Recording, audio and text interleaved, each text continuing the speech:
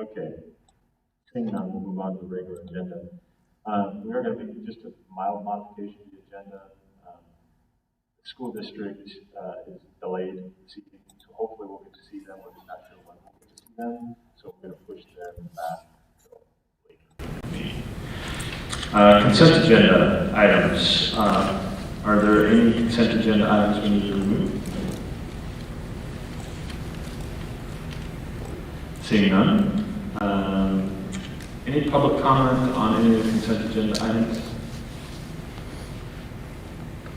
Seeing none. Can I get a motion to approve consent agenda items A through C? So moved. Second. It's been moved by Councilor Primer, second by Councilor Davis. We approve consent agenda items A through C. Roll call. Yes. Yes. Yes. Yes. Yes. Yes. Yes. Yes. Motion passes unanimously. No items removed. We're on to ordinances and resolutions. Ordinance number 2319, Water Services Agreement. Mr. Smith. Yes, thank you. This is our continued process to update our ordinances. We've kind of taken longer on our utility-related ones just to make sure we were getting everything properly done, and they're a little more involved on some of the technical side. So there are no major policy changes in this proposed ordinance. This is to clean up language in compliance with state law, federal law, as well as just modernizing some of the language in the ordinance. So with that, I'd be happy to answer any questions.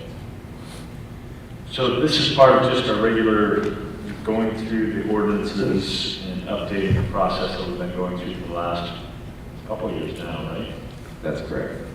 And councilors, do you have any questions about the changes that were made? Okay. Any public comment? So the mayor requests first reading of the ordinance be read by title only. Calls for a roll call. Yes. Yes. Yes. Yes. Yes. Yes. Yes. Yes. Motion passes unanimously. Mr. Alisi? The first reading of ordinance number 2319. An ordinance, it will be by title only. An ordinance as follows. An ordinance amending chapter 52 regarding water service of the Hermiston Municipal Code. Mr. Mayor. Mayor requests that the ordinance be put on for final adoption and at this meeting. Sorry. The second reading be by title only. Calls for a roll call. Yes. Yes. Yes. Yes. Yes. Yes. Yes. Yes. Motion passes unanimously. Mr. Alisi? Yes, the second and final reading of ordinance number 2319 as follows. An ordinance amending chapter 52 regarding water service of the Hermiston Municipal Code. Mr. Mayor. I get a motion that ordinance number 2319 be adopted and become effective 30 days after adoption. So moved. Second. Moved by Councilor Davis, seconded by Councilor Primer, that ordinance number 2319 be adopted and become effective 30 days after adoption by City Council. Roll call. Yes. Yes. Yes. Yes. Yes. Yes. Yes. Yes. Motion passes unanimously. Resolution number 2172, City Hall construction contract. Yes, thank you. I would like to kind of just give a little bit of a background to some of the new council members as we've kind of been talking about this project for a number of years. When I came here in 2014, a number of different council members as well as community members identified the many weaknesses that we had in our current city hall. And so we started with a space needs analysis. What would we need if we were to build a new city hall, try to plan for some growth, all those types of things. And so we did that in 2016. And in 2017, we took a look at various city facilities that the city owned in the downtown area, in particular City Hall, this building, the Carnegie Building, and the Public Library Building. Just taking a look at, could they be transformed? What are the options? Those types of things.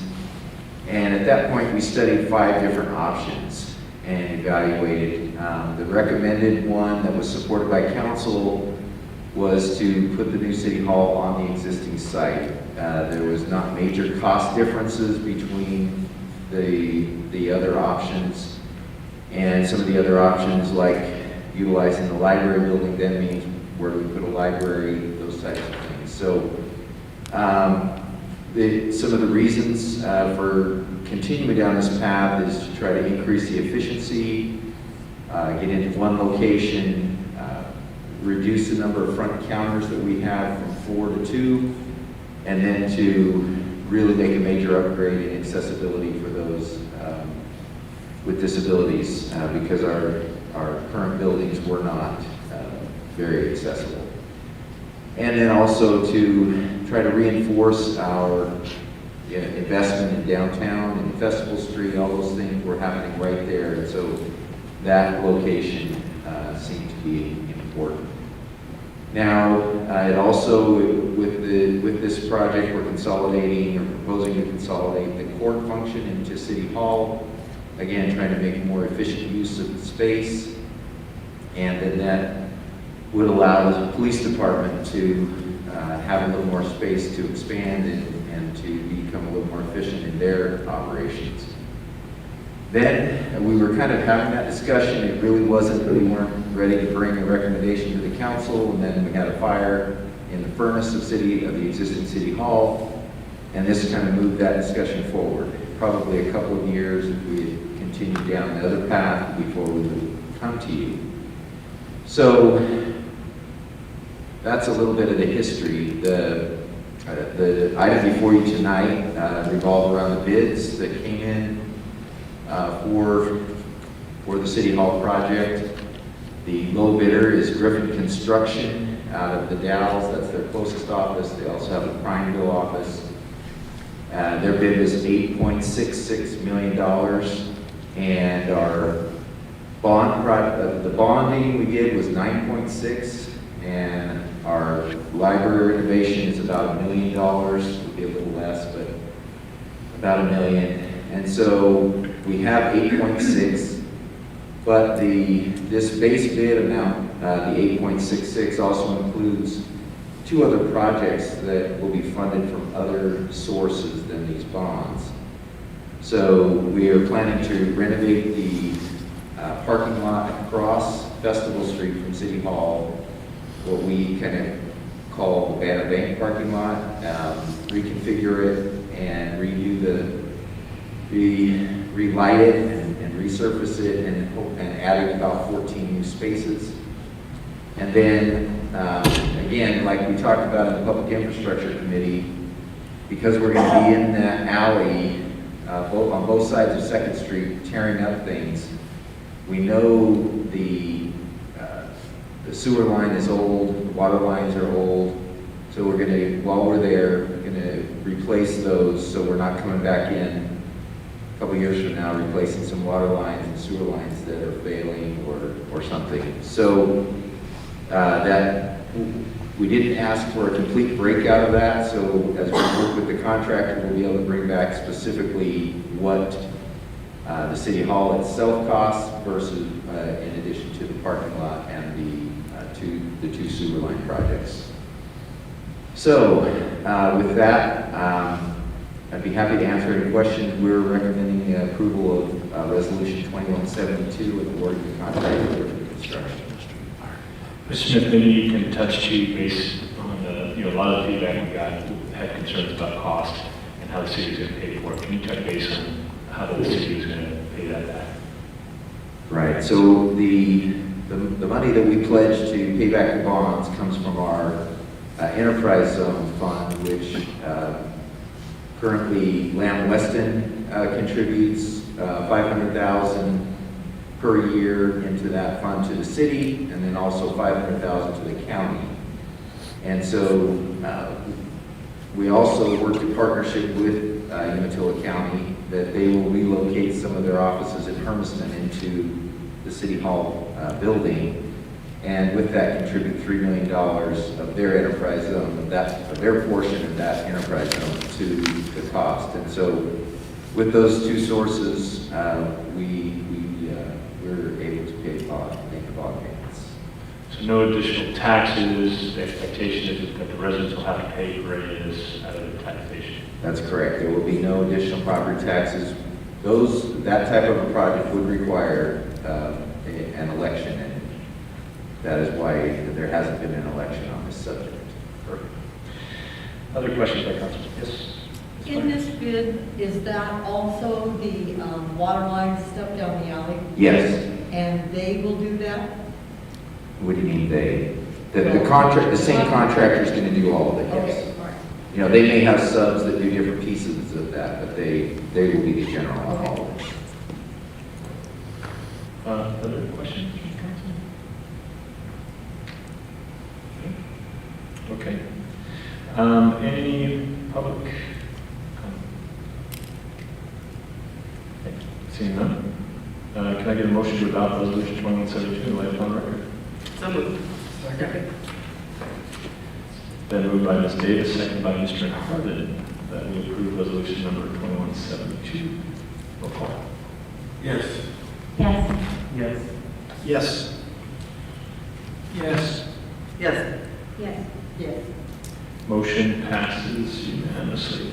We will make sure when you speak in, I get to it. I can barely hear you. Thank you.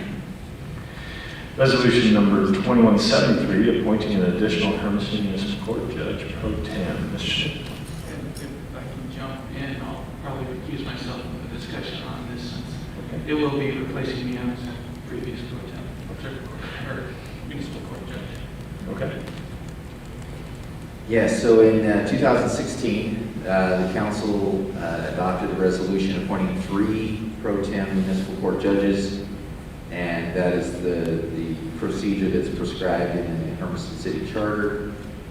Due to new conflicts, like Councilor Spicer Kuhn mentioned, his new position on the council, and other availability challenges, we need additional pro tem municipal court judges to handle those cases where our current judge is just conflicted out due to various reasons. We're proposing tonight to appoint Cameron Dixon. He's available and interested to hear dockets and cases, and is qualified based on having a current law license and having practiced law for a number of years. There's a little bit more of his bio in the council report, but with that, I'd be happy to answer any questions.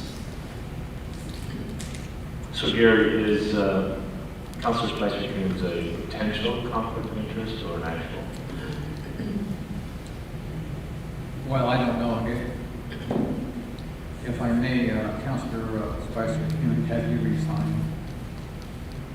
As As the municipal court judge, or So you're still not acting in a pro tem position? I haven't been asked to do so in a while. I haven't formally resigned my position, but if I need to do so tonight. Well, if you had resigned, then I don't think there would be a conflict. But seeing as how you are still, seeing as how you still hold that office, then yes, you have a direct conflict. You probably should excuse yourself during this. 2 meetings in a row for you. Lucky you. All right. So, other questions from the council? So this will get us back to 3? No, this will be 1. Oh, okay. So we still have to do Some another. others that have various changes in their circumstances. Okay. Mr. Mayor? Yes. Yes, so I have a question. Was there a pool of candidates that you were able to choose from? Or was there an interview process for this? How did you come to this thing? We have been out talking to as many, all the attorneys that we could talk to, and Mr. Ben Dixon was the only one that we were able to find interest. So we'd love to have more of a process in the future, but right now we don't have a lot of interest. How was it marketed? At this point, it was just market. We needed it, so court manager Molly Croisen went and beat the bushes to try to find an applicant. So in the past or for future, Yeah, when we did the other one a few years ago, we did advertise it and tried to get some more interest, but at this point, we needed somebody who had to go in a little bit quicker fashion. so for the other two, are we going to do something more comprehensive? Well, we will take a look at that and see what we can do, yes. Other questions? Councilor? Does that answer it? Yes. Okay. Any other questions from the council? Okay. Any public comment? All right. Can I get a motion to adopt Resolution 2173 on the record? So moved. Second. It's been moved by Councilor Davis and second by Councilor Bremer that we adopt Resolution 2173 on the record. Roll call. Yes. Yes. Yes. Yes. Yes. Yes. Yes. Motion passes unanimously 7-0 with one person excused because of their conflict of interest. Spicy Coon, you can come back. All right, we're on to Downtown Decorative Banner Program, Mr. Smith. Yes, so I would ask Mr. Morgan to walk us through this item. Yeah, so this evening, what we're bringing to you is to get your thoughts on a potential option for a public-private partnership to have a private party provide banners in the downtown core area. For those of you who may remember or who've been on the city's website here recently, we partnered with this firm, CGI Communications, since about 2015, 2016 timeframe. They've done a lot of work with the National League of Cities and a number of cities all around the country. They're pretty well established for their video program, whereby they work with cities to provide short video clips of 4 or 5 different types of content that cities want to have on their websites. And so in exchange for them doing that for cities entirely for free, what the cities do is they allow CGI to go out and solicit advertising sales from local businesses to advertise around those videos on the city's website. And so CGI had actually originally started as a company doing a banner program, and they've gotten away from it for a number of years, but they're starting to get back into it here in the last few years. And so this banner program uses the same type of model, whereby in exchange for CGI going out and developing all of the banners themselves, producing the banners, and then also maintaining the banners themselves long term. So the city is not the ones providing the labor to go out and install the banners, maintain them if the wind blows them down, that type of thing, and then replacing them with entirely new banners every year. In exchange for CGI doing that, the banners along the bottom 30% of the banners would or could carry the names of local businesses who want to sponsor those banners. We've talked with CGI, and so the city of Hermiston would have complete artistic control over the eventual banners. So not just the original design of the banners. I included several potential options that we could include just as purely examples at this point. But in addition to having control of the design, we also have the ability to tell CGI that if they go out and sell these sponsorships basically to businesses, that we could require that it is only standard script name of business. So rather than having a bunch of potentially conflicting logos that may not necessarily look well with the art that we have on the banners, it could just say the name of the business in the standard script that we choose to go on there.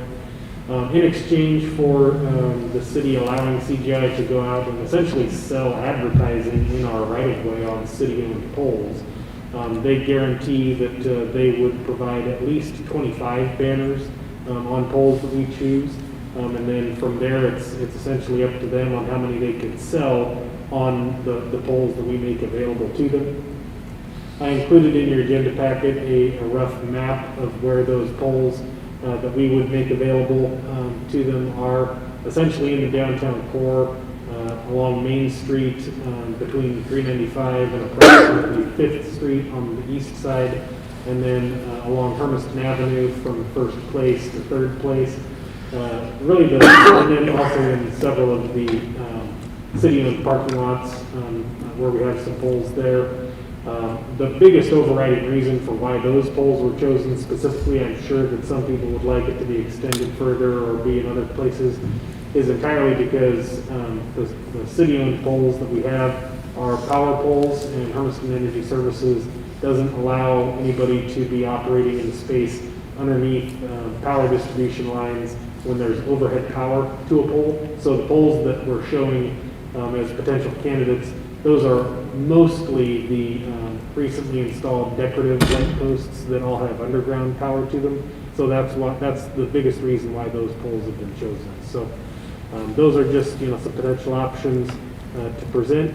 The biggest thing that I'd like to get from the council this evening is just your thoughts on this general concept of essentially allowing a private company to come in and sell ad space on city-owned poles in exchange for them providing this banner program for us. Your microphone cut out. Sorry, so maybe I'll back up just a little bit. The biggest thing that I want to get from the council this evening is just your general thoughts on the concept of allowing a private advertising business to basically go out and sell advertising space on city-owned poles in the public right-of-way in exchange for providing what can be a public service to the community. We do have in our recently adopted wayfinding signage program that we have done. There was a component on there for banner program to really essentially establish more of a sense of place in the downtown core, let people know that they've really come in the downtown. So that's kind of the overall concept in a nutshell. So, did we solicit them or did they solicit us? They solicited us. So, like I said, they've been doing this program for a number of years with other cities around the country. We have a good relationship with them. They've re-upped our agreement with them on their video series. So they've produced 2 rounds of video series for us now. They've had good luck in being able to drum up business from their ad sales. That's why they reached out to us with this opportunity. And I've seen these, they look nice in other communities, but they can also look really ragged and bad. And so is there like wind blows here a lot. So do they have like a cycle of replacement? Will they repair the torn ones? What is the process there so it doesn't just turn into a mess? Yeah, so I had made those same points to CGI, and they've worked in a number of places that have a lot of wind and those types of things. And so probably the most basic component is that part of this program is that they commit to replacing all of the banners every year. So it's a 3-year program, and no banner will be up for more than 1 year. I think that's probably some of the biggest reason on why banners would fail is that they've been up in the sun for multiple seasons and they're replaced and put back up. So one of the things they do is they, at the end of that season, then they give that banner to the sponsoring business to do what they want with. So they replace them on an annual basis. Like I said, I also had the same concerns as you. I did notice, though, here just over this past weekend, if you drive through like the high school parking lot, they have a pretty robust bannering system on some of their light poles there. And I think they've proven to hold up fairly well. We had a big blow just this past weekend, and those all stayed up pretty well. So, yeah. And it's a program that has no cost to the city. Correct. And it's subsidized by the sponsorship. And Correct. so there's not a revenue that we generate off of it either, though, right? Correct to a point. So, like I mentioned in the staff report, they commit that they will provide all of the ongoing maintenance. If one gets ripped down, then they'll have somebody. But they're based out of Rochester, New York. They're not going to send somebody from there. So, what they do is they contract with some local service provider, and they did indicate that could include doing something like hiring our Parks and Rec department. So we didn't get into the level of detail of identifying what those numbers would look like, because we may not be interested in contracting with them, but they would be obligated to have some outside party do that. it could end up being that they pay the city to provide that service for them. Questions from council? I have a question. Yes. Two, actually. Okay, would they have exclusive rights to doing this? Yes. Yeah, so that what we would be in exchange for them providing the banners for us, they would be the ones that would have the right to put the banner up on that specific pole. And what if someone else comes along and wants to do it? That's a good question. Okay. I don't have a good answer for that. Okay. And was this the company that a couple of years ago sent out letters without the knowledge of the city? I think you might be so they do send out letters, but only when they direct solicit to the businesses. I'm thinking you might be remembering the service line warranty. No, it wasn't the service line, it was something else along this line that they had sent out. They were doing some video sponsorships. Yeah. That Is that what you're talking about? They did recruit businesses to help sponsor those. But I don't know if it was, I mean, we knew about it.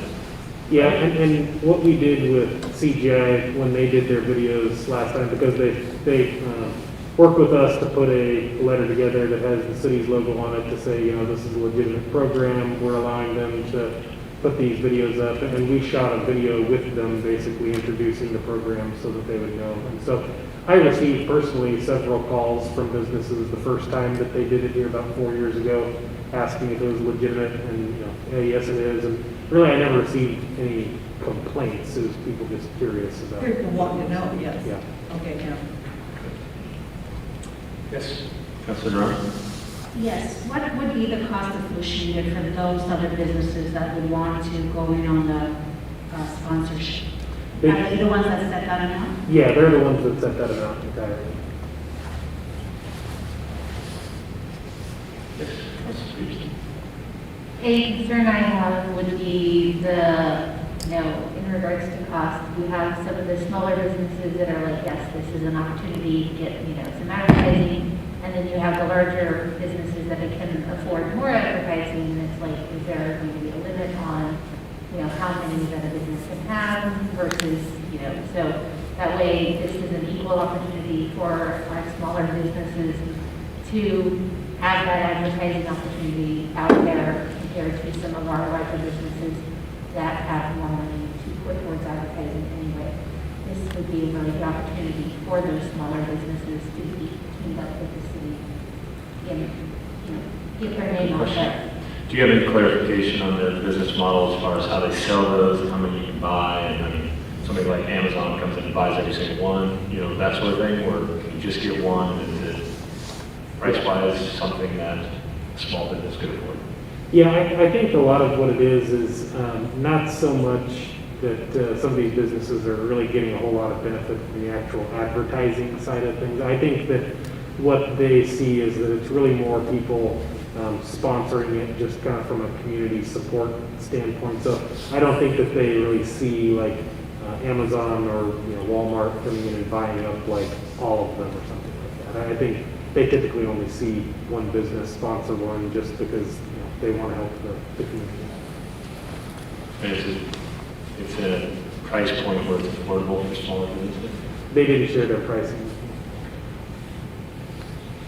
Yeah, my concern right now is that the businesses are more concerned with seeing support from us than them supporting us. And, if we were to do this, I think we would need to make it very clear that that's where the support is coming from, as opposed to, hey, support the city. This is us supporting you. Mr. Mayor? Yes.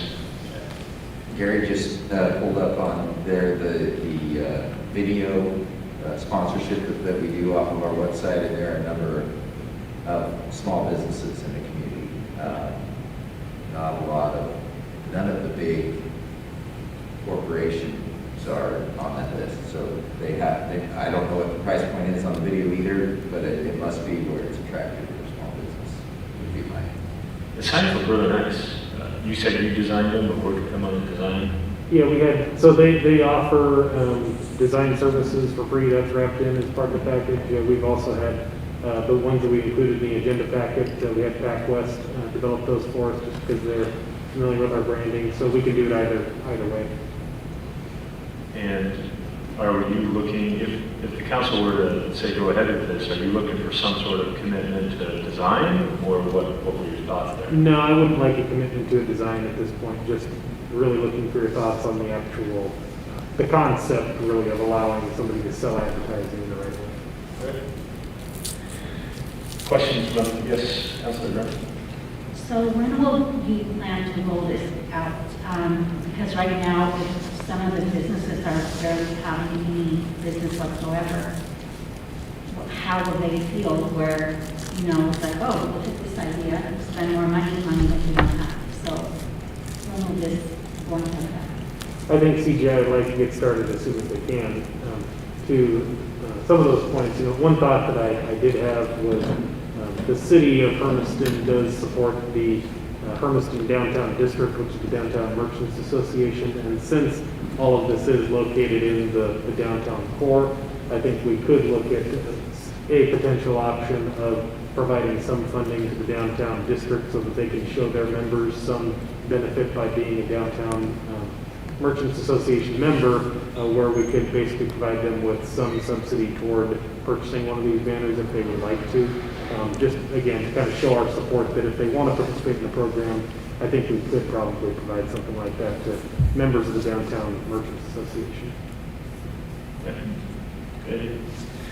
I think I would like to see costs and, you know, what these things cost. And how many did you say? There could be up to around 50, depending on how many they're able to sell. And so see if there's some way that, yeah, we can support those small businesses, especially downtown businesses that have been impacted so severely. So can you bring back some more information on that too? We can, yeah. Well, I think what we wanted to get is, do we spend some more time on this, or do we just let it go? Right. And that's kind of where we wanted to get to Okay. tonight. Councilor Bose? Just two things. I love the sign, I love the design. I definitely want us to have continuity with the wayfinding sign project that we have going on. So I know that we're looking at the designs and recently approved the design, but the continued continuity would be great. I see that in the signs that we got right now. My next question is going to be, if these signs, if they're double-sided, if there's any way that they could be bilingual, English on one side and Spanish on the other. Yes, I think that point had come up earlier, and I think that's where one of the desires was to just simply use the city of Hermiston's logo in the various formats. So then we don't have to get into that, just looking at just the city logo. Thank you. Other questions? What are the council's thoughts on this? Looking for some sort of consensus about, does the city continue to move forward? They continue to negotiate that? I mean, are they feeling good about it, like it? I'd like to see us move forward. So, I think it looks good. It's a good way, good way to promote, and I think it's something we should be able to stand behind. Beautification. So is there any possibility of going by seasons or anything like that, or is it just one sign that's? it sounds like you're going to replace a sign once a year, so I mean, so I mean, 4 different signs a year. You kind of spend that on. Probably an option, it's just going to cost more money, right? Yeah, I'd say the same question, and it is just a once per year switch out. So that's where we need to be cognizant of that when we're looking at the design, because things will look different in January versus July. So Yeah. it's just a once a year. Well, then, I would take a motion to direct city manager to proceed with an agreement with CGI Communications for downtown banner program as we discussed this evening. So second. Then moved by Councilor Grimmer, seconded by Councilor Harden, that the city manager works with CGI Communications to figure out an agreement for the downtown banner program. Roll call. Yes. Yes. Yes. Yes. Yes. Yes. Yes. Yes. Motion passes unanimously. I did not take public comment on that. I apologize. Jackie, did you want to speak to it? No. Okay. The public, did you want to speak to it? All right. So I saw Mr. Bacon sneak in. Welcome. Perfect timing. You're up. How are things in the school district? Good evening. Well, I'm not. Just make sure the mic don't work so people on video can hear you.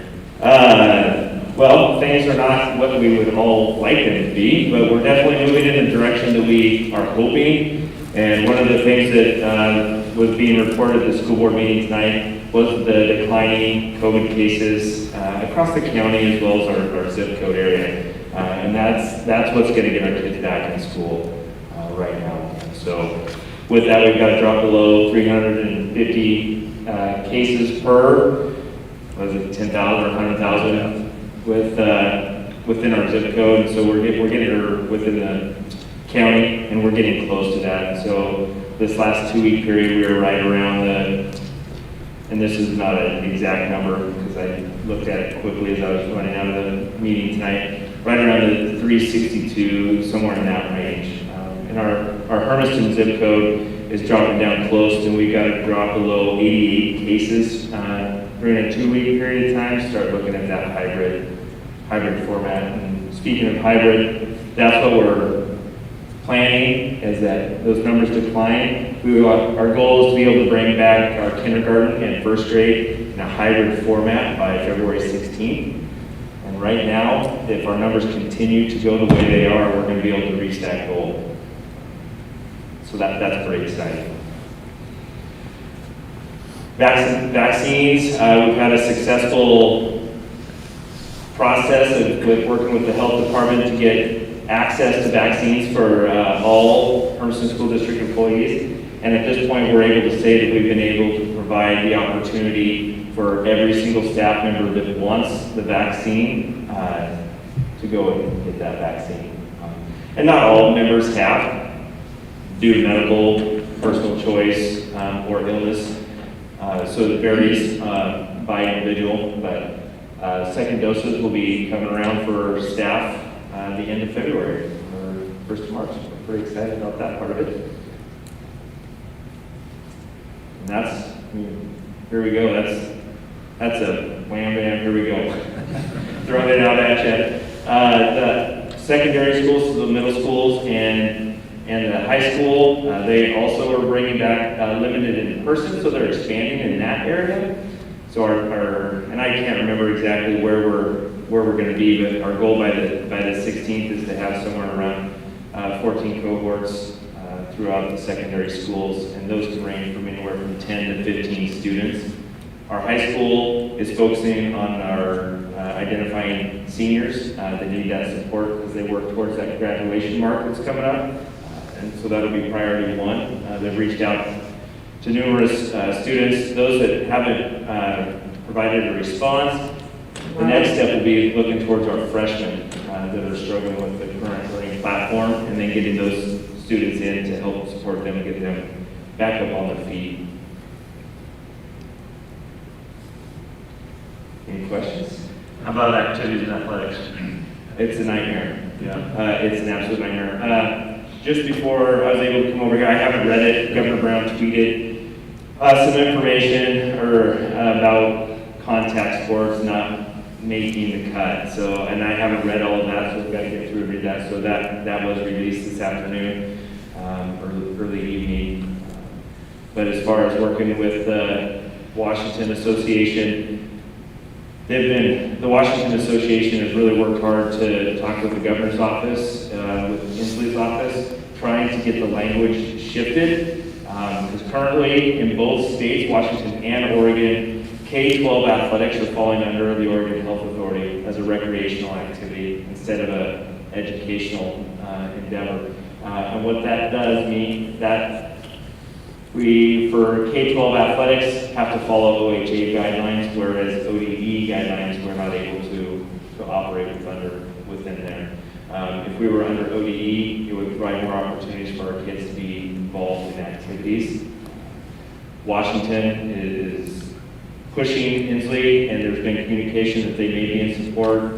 I'm not sure Governor Brown's office at this point is going to be receptive to that. And then just a little concerning about the feedback from football tonight, so we'll see where that goes. But there is work being done to try and get that changed so that we are able to have some seasons of some kind.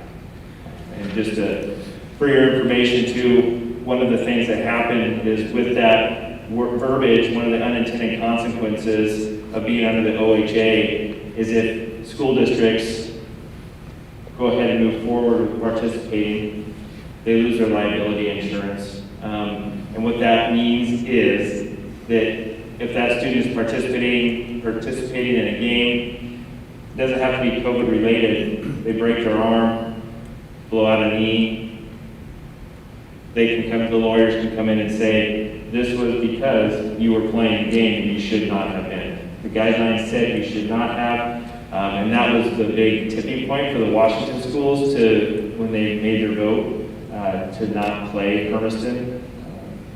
So that was the big piece of it, the travel restrictions and then the liability piece of it. We went as far as to offer, we would play every game on the road. We will travel, whatever needs to happen, like we'll go that route. And they still declined that request. Well, I was driving around town today and I saw some of the students outdoor activities were engaging. I saw some softball and some cross-country runners, or track runners, that sort of stuff. So kids can do some outdoor limited work. They can, as long as it's not a contact sport. And volleyball has been identified as a contact sport. Well, it's a mid-range sport as far as contact goes, but because it's housed inside, there's even greater restrictions. So you can only have the six people in a gym at a time. We're falling under that same category as what the gyms would fall under, like the Club 24 and those places under that 500 square foot. And so that's another challenge there. But soccer, we've got our slow pitch out there going and doing workouts and moving forward. And we're planning on having seasons as long as we're allowed to do so. So currently, you mentioned the vaccinations available to all teachers should they choose to get it. It's not currently mandated. And is it mandated? I mean, is that a decision that each individual school district makes, or is that a statewide association decision? Well, I'm not sure. I'm sure a district could go ahead and determine that and mandate that all staff. I'm not sure I would jump into that world of everything that would come down after that. But the state would be the one that would come down and say all teachers have to have the vaccine. We have not heard that it's coming our way. There's been rumors and different discussions, but it's hard to say in this pandemic time of what really is factual information that's coming our direction and what's not. But right now, as far as Hermiston School District is concerned, we are not requiring that for any of our staff. It is a personal choice. So when students come back and the teacher's not vaccinated, do they get to go back in the classroom? Yes. Yeah. If we're following the safety precautions, the OHA has put out the safety precautions, and if we follow and are able to abide by those, we should be safe. If we follow the cleaning regimens that have been outlined, we keep our spacing, we wear our masks, and we are able to provide hand sanitizer and washing our hands, it drastically reduces the risk of transmission. And some of the research is showing it. The CDC put out a survey about 17 school districts, a study that they did recently, that the transmission is minimal. And I can't remember the number off the top of my head, but it was not even an issue in those 17 school districts that they referenced. I'm sure that's why the parents are at your meeting tonight planning, right? Yeah. Hey, because if every other state in the nation people can do it, need passion. Yeah. How about other questions from the council? I was just wondering, with the student in the school system, I got a message that they're going to be changing the timing of the school day as part of the hybrid plan, moving the classes to the afternoon. Is that correct? And what's the new timing going to look like for the students? It is correct. I won't speak to the exact time, that's, because I will not say it correctly, but it has been posted on our Facebook page, and email me if you want it, and I can get you a copy of what they've put out so far also. But the main reason behind that is it really provides our maximum opportunity to support our students coming into the buildings as we expand our hybrid at the elementary and expand our limited in-person at the high school. Busing, bottom line, is going to be an issue. Because of the restrictions, you can only fit so many kids on a bus. And so as you're doing that, if you have all of that happening at the same time of day, we aren't going to be able to get the number of kids in that we could.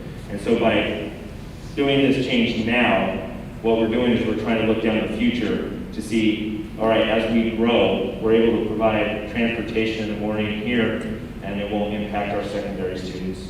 And then when that second round of folks come in, it works out to where it won't overlap on the busing, and we can provide more students to get into the buildings.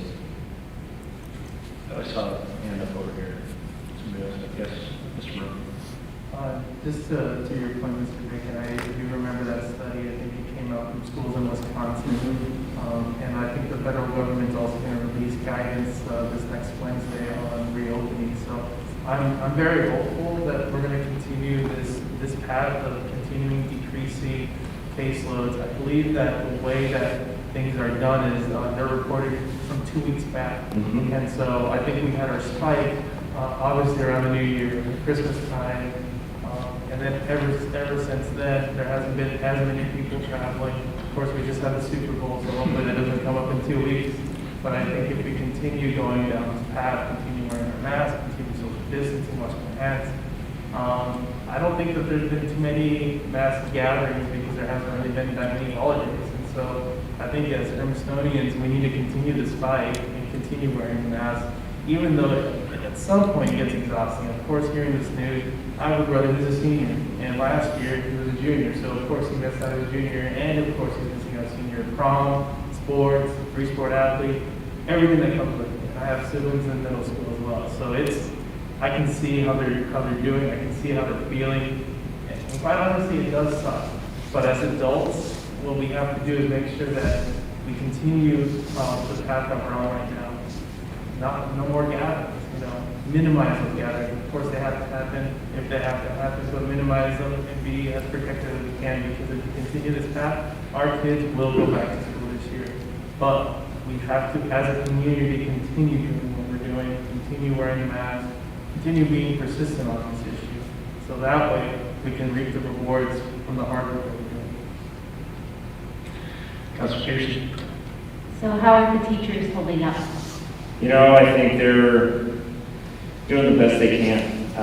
I won't stand here and tell you that they're doing wonderful and amazing, because the fact of the matter is there's hard days. It's not been easy, but they're doing what they've got to do, and they're pushing forward, and that's all you can ask of folks right now. So with that being said, they're doing as best they can. Any other questions, Mr. Bacon? Mr. Bacon, just Mr. Spicer in the. Oh, perfect, thank you. Well, whatever the city, I send this offer every time you guys show up, whatever the city can do to help get our kids back in school, whether it's facilities or access, whatever it means, we're here to help and support kids get back to school and teachers back in the classroom. Our hearts go out to those families that have been having to do this now for a year, or almost a year. Besides I think our children have been impacted the worst, but in the restaurant industry and the gym industry, and we just need to get people back more to a more normal status. And as Mr. Brown said, they get those numbers down. So our hearts and prayers go out to you. Likewise, it's a community effort. So Thank you. I appreciate you for showing up tonight. So, committee reports. Do you have any committee reports? Yes. Well, we had a EOTech meeting, yes. but it wasn't really a meeting because we didn't end up having a quorum for that. So that was a little disappointing. But that being said, what we could do is kind of see where we were at. We really couldn't vote on or discuss new business.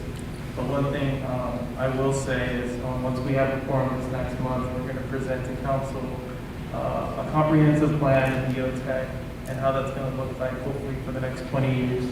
I think it's going to be a product that the community can be proud of, the council can be proud of, and definitely all the stakeholders that have worked at geotech. We've worked hard, everybody that's been on the committee, people that have been in the committee in the past.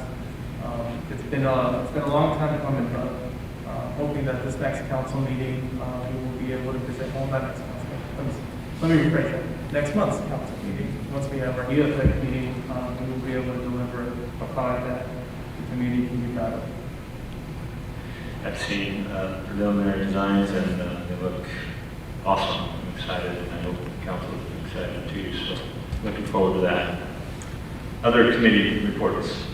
I attended a library board meeting on January 27th.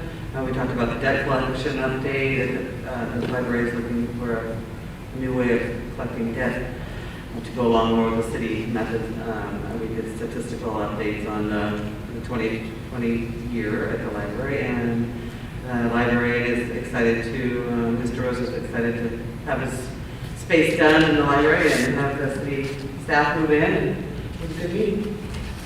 And the library is allowing people inside? Oh, yeah. So they can come inside, use the computers and that sort of stuff, which I think is super important right now, especially if people are looking for access to register for vaccination, to find out more information. So having that public resource is super important. Any other maybe reports? Yes, Mr. Martin. Nothing to report, but an encouragement. I think we all know at least 3 or 4 people that we would like to encourage to participate in some of the openings that we have in the communities right before the meeting. I've sent, an FYI to the picture of the openings and we're looking, for volunteers. So would you consider doing that? I think if we each do that, I mean, the personal touch always goes a long way. So if all of us could do our work, I think maybe by next month, hopefully we'll have numbers going up. Good idea. I like Mr. Rowan's idea. Twist the arms of people you know, good members of these committees. We need to fill them up so we have forums that can do action. So I agree. And if I could just, I don't know if this is out of order or whatever, but in regards to the library and being allowed to go in and stuff, I will say that this month's art project was amazing, and so they have those kind of things available, and so, like, they have this little hedgehog thing, and we had a blast. So, yeah, and the book collection is fun, excited about that. But yeah, they have really awesome things in there, so, definitely worth checking out. Kudos to the library and staff. Other committee reports? Yes, faith-based, we're meeting tomorrow at 4 o'clock, and I'm glad to see that you approved Dean Hackett's addition there, so now there'll be one position, and that's it, so it's great. Have a meeting tomorrow at 4 o'clock in the railway room. Questions? Yeah, just before the meeting tonight, the city council meeting, we had a public infrastructure committee meeting. I thought it was very interesting. Anderson and Perry gave us a presentation. They've been busy mapping the stormwater collection system throughout the city. And I thought it was interesting to see where all the water goes and how we deal with all the water coming in. And we went through a capital improvement plan for the city for the water, sewer, and street system. They laid out what projects we're going to be doing for the next 4 years. Very interesting. Yeah. Just part of our public infrastructure committee, part of our review is to try and outline all the infrastructure that we have within our community and take an inventory of it so that we can GPS it, have it in a more computerized, systematic format, so we're not constantly relying on Mr. City for his historical reference and knowledge. At some point, he's going to retire and we'll lose all of that. So it's important that we have all of this stuff mapped out and plan for future growth and improvements as Mr. Spicer talked about, so that we can identify projects when we build the new city hall. We can also do some underground infrastructure that we've been planning and kind of coordinate those so we're not wasting money tearing on the ground twice. Other committee reports. Mayor's reports. Not a lot to talk about tonight. We met with, as Mr. Smith alluded to, the CEO of Good Shepherd last week. Welcomed him to the community and just established a relationship. Had a conversation about how important they are as a partner in our community and have a good healthcare system that functions well and works well with the city. And so we had a great conversation, introduce ourselves, get to know each other. So that was nice. As you guys have seen, the chamber is going through some changes currently. Their CEO has resigned, and she's going to work out at Port Moral, I believe. So they're in anticipation of going out for a CEO hire, and so the city is continuing our conversations with the chamber and how we can work well together and what the future looks like for the chamber and the city and partnership as they develop a new executive director and establishing those relationships with them as well. So we'll have that conversation about next week.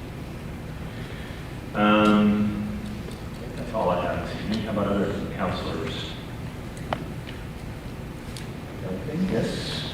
Mr. Mayor, as the newbie, I just want to say that I so much appreciate your reports, Mr. Byron. You're very helpful in keeping us informed what's going on. The updates are excellent, so thank you for putting that together so that we are all in the know. I really appreciate it. Well, other counselors? Mr. Smith? Yes, I have just a few items. First, one item that I forgot during the discussion of City Hall, there's a letter in front of you from the architect just outlining the fact that Urban Construction is qualified to do this work and has done similar work before. The other item in front of you is the annual report from the police department. It's very nice looking. It's got a lot of good information in there and highlighting the good work that our police department has been doing. Also, just a couple of items. We anticipated that a representative of this Forge Youth Mentoring was going to come and just make a brief presentation, but just letting the council know that they're offering services of trying to help the youth and providing adult mentors and things like that. So if you want to pick up a brochure, you can do that. It's a bilingual brochure. Then we have, I would just, I guess, warn or just let the council know that Bird Scooters, as you may have seen in other communities, they're planning to roll out some scooters here in Hermiston. Later this month is their current plan.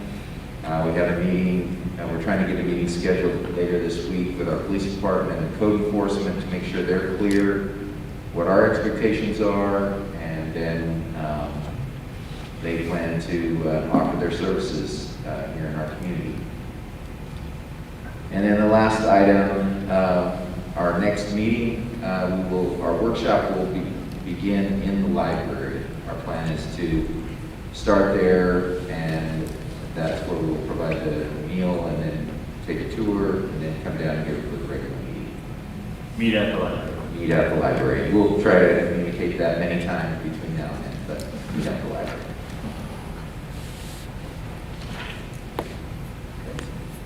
That's all I have. Thank you. There was something brought up. What did you say first? The architect's West letter and the police department. Forge. Yeah. Okay. Yes, the program, annual report base, it's awesome. I look forward to reading it. Thank you for all yours and your staff's time in putting that together and sharing the public safety information with the community. got a great police force and work hard, and look forward to catching up on the update. And that's accessible to the community now. It's on the city website. It's on the city website.